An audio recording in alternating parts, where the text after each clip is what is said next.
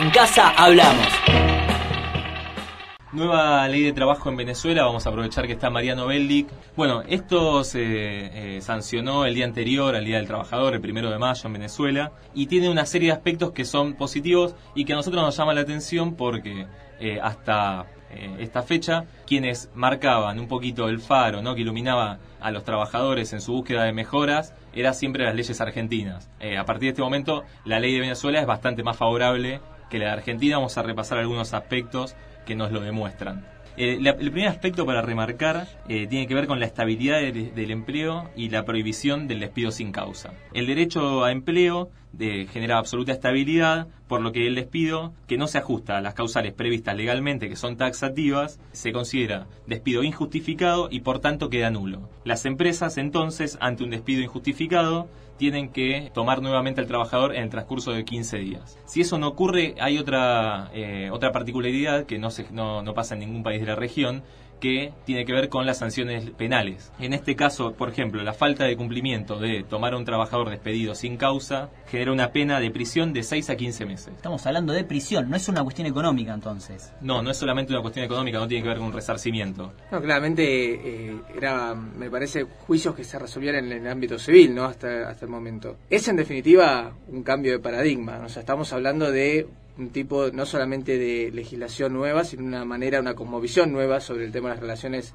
de producción, que un poco se ajusta a la concepción que tiene Chávez de lo que debe ser el capitalismo, no adaptado a los tiempos modernos, porque no deja de ser un capitalismo, pero un capitalismo, si se quiere, con un tinte más social, más humano. Estamos hablando de una ley que ya de por sí, si vos tomás el nombre de la ley misma, ya está hablando de algo distinto, porque se llama Ley Orgánica del Trabajo, incluyendo ya desde la normativa misma, desde el nombre de la normativa misma, a los trabajadores como actores protagónicos de esta ley.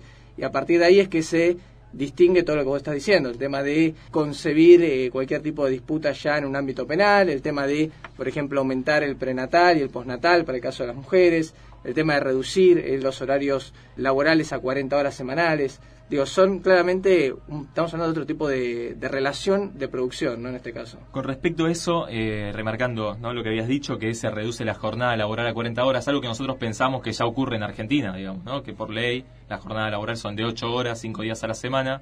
Hay un estudio del TEL, del Taller de Estudios Laborales, es un taller que nosotros solemos seguir, que nos muestra que el promedio del trabajador argentino es de 47 horas semanales. Nosotros estamos ante una ley que prohíbe cualquier posibilidad de que un trabajador supere las 40 horas y da un plazo para que se adapten aquellos que en este momento no cumplen con las condiciones. Lo que termina sucediendo generalmente es que como los sueldos están por debajo de las necesidades mínimas de supervivencia, la mayoría de los trabajadores termina haciendo horas extras que ya están incluso muchas veces contempladas dentro del propio salario. Además hay un punto que, bueno, Lore seguramente también lo va a poder resaltar de lo que usted aquí en Argentina, ¿no? Pero allí en Venezuela, uno de los aspectos que contempla esta ley es el tema de los 2 días de descanso, 2 días continuos de descanso, porque allá como acá se ve que hay determinadas actividades donde no se respeta el tema de los francos continuados. En este momento, en el Congreso Nacional, se está debatiendo un proyecto de ley para limitar el trabajo de los días de fin de semana.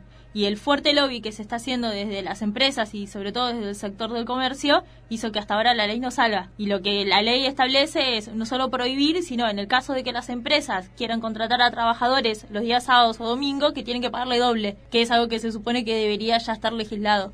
Bueno, se limitan las subcontrataciones, esto es muy importante. La tercerización queda considerada como fraude y por lo tanto es prohibida.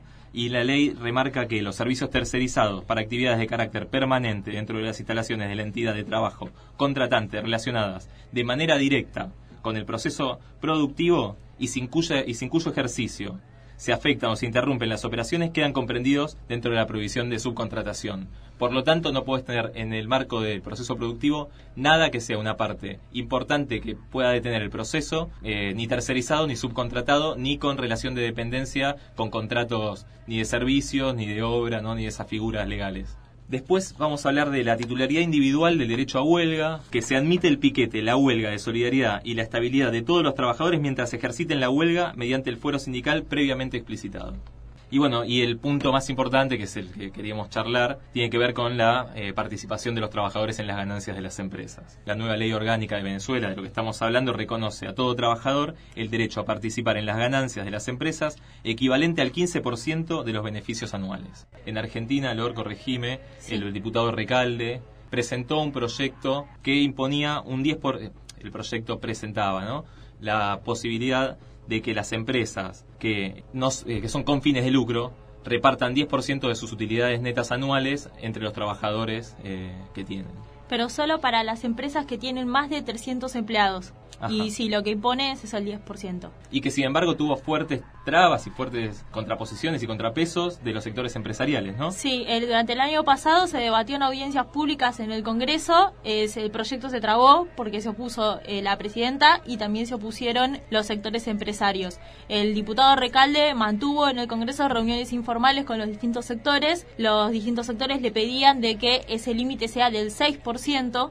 Hasta último momento, el año pasado el proyecto perdió estado parlamentario y este año hubo que representarlo. Cuando se lo representó, Recalde hasta último momento estuvo analizando la posibilidad de bajar esa repartición a un 6%, finalmente dejó el 10%, pero sí accedió a otros pedidos, que eran, por ejemplo, dejar afuera a las pymes, dejar afuera a las cooperativas y a las empresas que eran sin fines de lucro, y lo que no se dio ante el reclamo de los empresarios era que se permite que los sindicatos puedan ser auditores de las balanzas de las empresas, que eso era lo que los empresarios, uno de los puntos que imponían mayor resistencia. En casa hablamos. En casa hablamos.